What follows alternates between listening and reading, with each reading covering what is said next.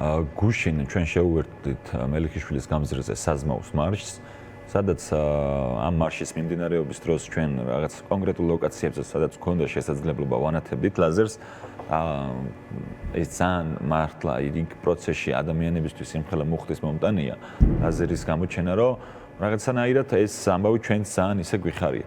შემდეგ, როდესაც უკვე აქცია დასრულებისკენ მიდიოდა, ჩვენი ძლიერი საქართველოს ახალგაზრდული ორგანიზაციის გუნდი და ჩვენი გენერალური მდივანი ირაკლი კუბრაძე ბრუნდებოდით სახლებში და ვარეზის ხევთან თავიდან გაგვაჩერა ერთმა საპატრულო პოლიციის ავტომობილმა, მერე უცებ სადღაც გაჩნდა მეორე, მერე მესამე და მერე მოვიდა რაღაც სუსის შკოდა, როგორც დაყვებიან ხოლმე ეგრე.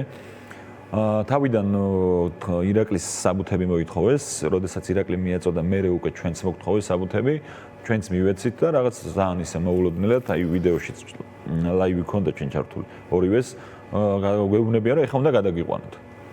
გადაგვიყვანეს ვერის მესამე სამმართველო განყოფილებაში, სადაც დაახლოებით საათნახევარი თუ 2 საათამდე არ ქონდა საშუალება, რომ ადვოკატებს დავუკავშირებოდით ოჯახის წევრებს, იმიტომ რომ ამ დროს, რა თქმა უნდა, ეხლა უცებ ლაივი ითიშება და უქრებით, რა თქმა უნდა, ოჯახის წევრებიც ნერვიულობენ, ჩვენი მეგობრები, ჩვენი თანამებრძოლები ნერვიულობენ და არ ქონდა შესაძლებლობა, რომ ამ ადამიანებისთვის გვეთქვა, რომ კარგად ვართ.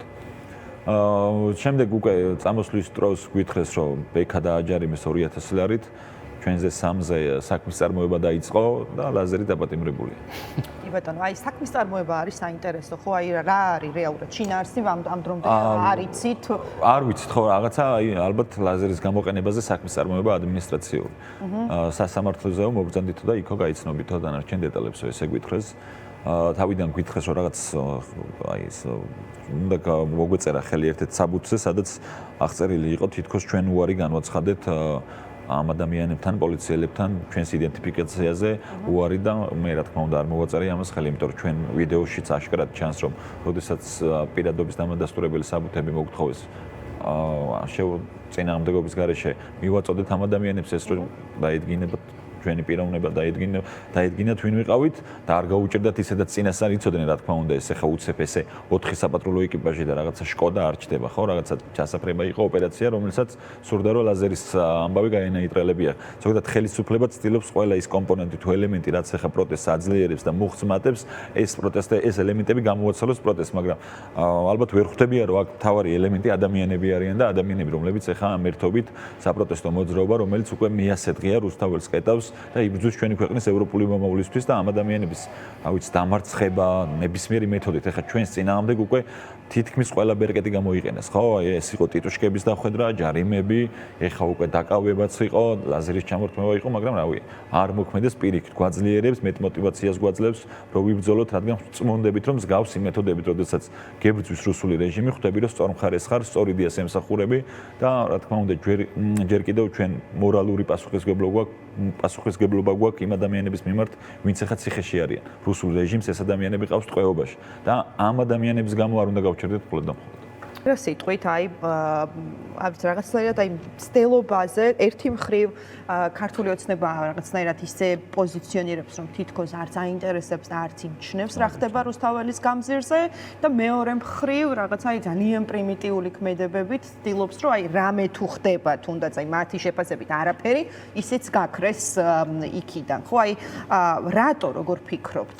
ხო, ხვდებიან, რომ ეს სახალხო პროტესტი, რომელიც ახლა საქართველოში არის ცდილობენ რომ რაღაცა არ გავრცელდეს ხო ეს მოლაპარაკეთავები ეგრეთ წოდებული ხელისუფლების საკუთარი რაღაცა პროპაგანდისტული მედია საშუალებებით საკუთარ მომრჩეველს ესაუბრებიან მხოლოდ და მხოლოდ და ამშვიდებენ რომ აი არაფერი არ ხდება და რაღაცა ეს ამ დროს ჩვენ მეორე სურათს ვხედავთ ხო თითქმის ყველა რაღაცა სადამსჯელო ოპერაცია აქვს ამოქმედებული ადამიანების წინააღმდეგ რომლებიც ახლა პროტესტში არიან ხო ჩვენ ვნახეთ როგორ გაუსწორდნენ გოგონებს რომლებიც ყავით უფასო ყავით ემსახურებიან პროტესტანტებს ხო? ანუ თითქმის ყველა რაღაცა მორალური ზღვარი წაშალეს ამ ადამიანებმა. ამ დროს ერთი არას ლაპარაკობენ, მაგრამ მეორე რას აკეთებენ, ხო? ჩვენ ვხედავთ, რომ რუსული რეჟიმს ეშინია ამ პროტესტის. და თითქმის ყველანაირი რაღაცა არ ვიცი, ამოეწურათ ალბათ ფანტაზიებიც უკვე რაღა უნდა გააკეთონ, ხო? ადამიანები ვერ გატეხეს. როგორ ფიქრობთ, თუ ეშინია თუ აწუხებთ? ეს ორი სხვადასხვა. აწუხებთ, იმიტომ რომ ეშინიათ ხელისუფლების დაკარგვას და ძალაუფლების დაკარგვით, ხო? ეს არის ერთმანეთთან კავშირში, ისინი იციან ხელისუფლებამ კარგად იცის, რომ ამ წნეხს, რომელსაც ახლა ის განიცდის ქვეყნის შიგნით, ამას ემატება საგარეო წნეხის არაღიარების პოლიტიკა, მათი ეგრეთ წოდებული ხელისუფლების და ამ ორ წნეხს შეუძლებელია გაუძლოს რუსულმა რეჟიმმა, რომელიც არაფერზე არ დგას, დგას მხოლოდ თოფიან კაცებზე, რომელსაც ახლა რაღაცა ღამის 2 საათზე აგზავნიან ვიღაცის ჯარიმის ფურსლის მისატანად, შემდეგ რაღაცა უაზროდ რაღაცა ლაზერისთვის 7 ეკპჟიან სპეცოპერაციას ატარებენ და ყველანაირად ცდილობენ რომ რაღაცა ხო გააქრონ პროტესტი, მაგრამ პირიქით რა, ჩვენ რაღაცნაირად პირიქით უპროპორციულად მოქმედებს ეს ადამიანებზე, ჩვენ ვიზრდებით, უფრო პროტესტი უფრო იზრდება, მუხტი ახლა თანდათან დარწმუნებული ვარ, კიდევ უფრო მოიმატებს, არ გაჩერდება ხალხის მდინარე, სწორედ აი რაღაცა ამისკენ მიდის ჩვენი ამბავი და დარწმუნებული ვარ, ლაზერი როდესაც დაბრუნდება და ვცდილობთ რომ ძალიან მალე დაბრუნდეს, მალე გავაკეთებთ პარლამენტის კედელზე წარწერას, რომ ჩვენი რეჟიმის ტყვეები და თანამებრძოლები, რომლებიც ახლა რუსულ რეჟიმს ტყვეობაში ყავს, მივახცეთ მათ თავისუფლებას, ისინი გარეთ არიან და გავიმარჯვეთ სახელოვნად. აი ამას დავწერთ პარლამენტის კედელზე.